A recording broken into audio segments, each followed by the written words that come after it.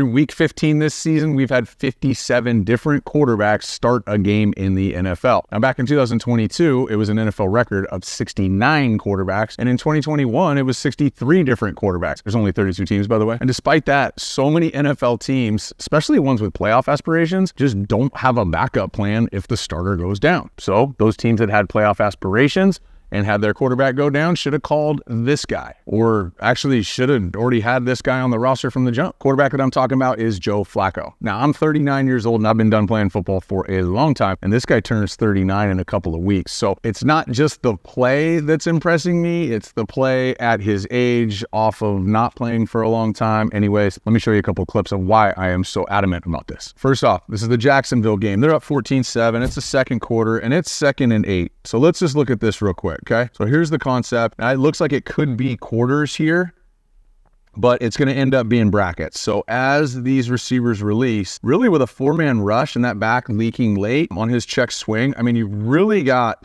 3-on-2 up here and you've got 4-on-2 up there. Now, somebody's going to end up with the back, so it's going to be 4-on-3. But if I told you right now when he's getting ready to throw that this was going to be a 15-yard gain, who's he going to throw to? Okay, because this guy's going into double. This guy, I mean, his eyes are right anyways, but those guys, we're doubling there.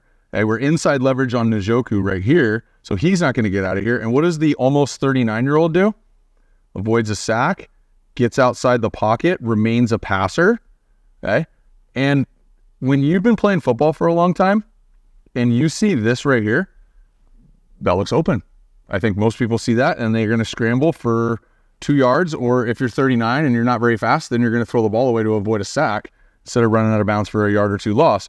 But nope, Joe just turns the Njoku, puts it right on his outside shoulder, 15-yard gain. And that's not just an older guy throwing on time, getting in the right play with pre-snap. Well, let's do making a play. Again, pocket collapses on him. He knows what this is. Not fooled by quarters versus brackets. Gets outside the pocket. Again, this is what Joe sees. So right here, those hands coming apart. So right here, he sees this as open. And just super catchable ball. So easy to accidentally push that thing to the sideline because you're going to the sideline. A lot of experience, a lot of reps at this, but he just puts this thing exactly where Njoku wants to catch that on the sideline. 15-yard gain, making something out of nothing. All right, second clip. This is down 17-10, taking on Chicago, 2nd and 4. Play action. We're going to get some guys going down the field right here. So he's setting up kind of that right, behind that right tackle, moving the pocket a little bit. Likes what he sees. Here comes Amari Cooper on the over route. And look at this, just seed in between 3 defenders, right? Amari gets around the linebacker. You got a late corner who's folding over. Can't get his eyes on him. And a safety coming downhill, taking a bad angle, playing the ball. And Amari, not really sure. And Amari does the rest down the sideline. But again, you know, this isn't just like having a huge arm. For you fans out there who go, oh, this guy stinks and that guy always throws picks. Here's what Joe Flacco sees right now. So what he sees is Amari Cooper on this over route coming open, and he sees that this defender with a well-thrown ball is not actually going to be in play. This is where arm strength does matter. I think a lot of guys want to just layer this to a spot, and that would be a pick. But he doesn't. This is a seed, just ripped. Only place his guy can get it, and it should be down right there, but it's not. Amari Cooper takes it to the house. Great freaking ball. Joe Flacco coming in from the couch to the whatever they call Cleveland Stadium. Super impressive. Shots downfield. Now third, this clip is just timing and accuracy after post-snap confirmation. When a quarterback breaks the huddle and we call the play and we get set, we need to have pre-snap recognition. Is it too high? Is it 1 high? Now, we're not assuming that if it starts in 2 high, it's going to end up in 2 high.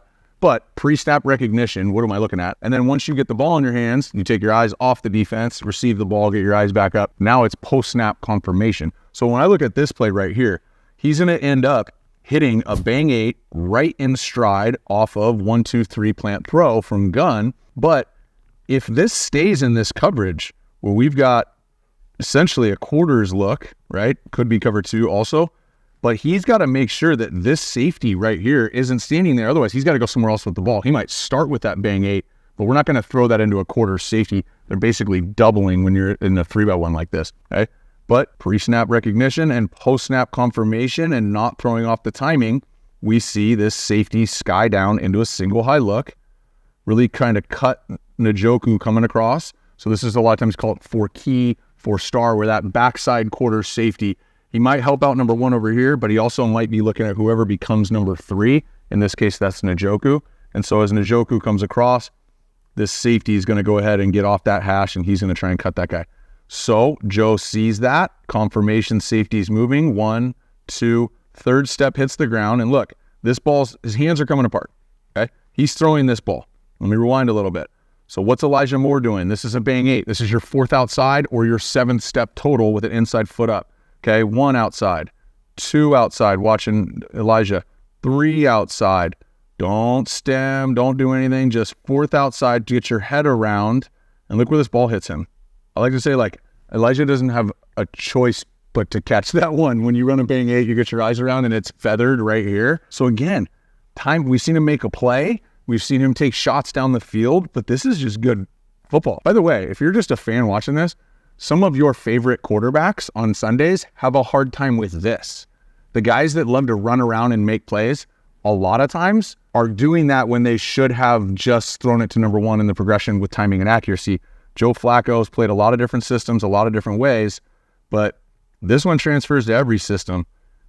Clears his hip, ball is not thrown as hard as he can, feathered. And by the way, that's 3rd and 14 versus this Rams defense. So when I see Joe Flacco get the call and come in, and then Dorian Thompson-Robinson, unfortunately, because he was playing really well, gets knocked out of the Denver game, and then Joe comes in and plays the next week. I mean, look at some of these stats, by the way. So Joe Flacco right now, in the last 3 games, he's leading the NFL in pass attempts, and he's 2nd most yards, ironically only behind Jake Browning, who's also a backup quarterback filling in for an injured starter. And then the targets each week, you can see from a statistical standpoint, you can see him getting more comfortable every single week. Week 13, his connection with David Njoku. Week 13, 6 targets, 2 catches, 17 yards. Week 14, 8 targets, 6 catches, 91 yards, 2 touchdowns. Week 14, so just each week, 14 targets, 10 catches, 104 yards, and a touchdown. And I look at Amari Cooper. Week 13, 5 targets, 3 catches, 34 yards. The next week, 14 targets, 7 catches, 77 yards. The next week, 8 targets, 109 yards, and a touchdown. So you see Joe Flacco getting a feel for all these guys. And there are playmakers and there are weapons in that huddle, but the timing, the accuracy, and the chemistry we see being built every single week by a guy who's trying to orchestrate a run at a title, who's actually won a title and been a Super Bowl MVP. Now, if the season were to end right now, the Browns are the number 5 seed in the AFC right now, which is crazy. AFC North, 11-3 Ravens, Browns at 9-5, Bengals at 8-6, knocking on the door and have a Week 18 matchup versus Cleveland, and then the Steelers at 7-7. So Joe Flacco's not playing good ball. He's not doing a pretty good job for a guy that was on the couch. I think the dude's balling, and it's showing up, not just dink dunk, get the ball in the hands of the playmakers and run the ball. He's making plays with his legs, pushing the ball down the field. And again, quarterback, how many guys are playing, and the front offices that decide to go with some guys that they end up kind of paying the price on. And then there's 38-year-old Joe Flacco, who's just been chilling with his cell phone in his hand for the last couple of months, waiting for somebody to call him. And if I'm Joe, I'm probably stoked it was Cleveland because they're on a heater.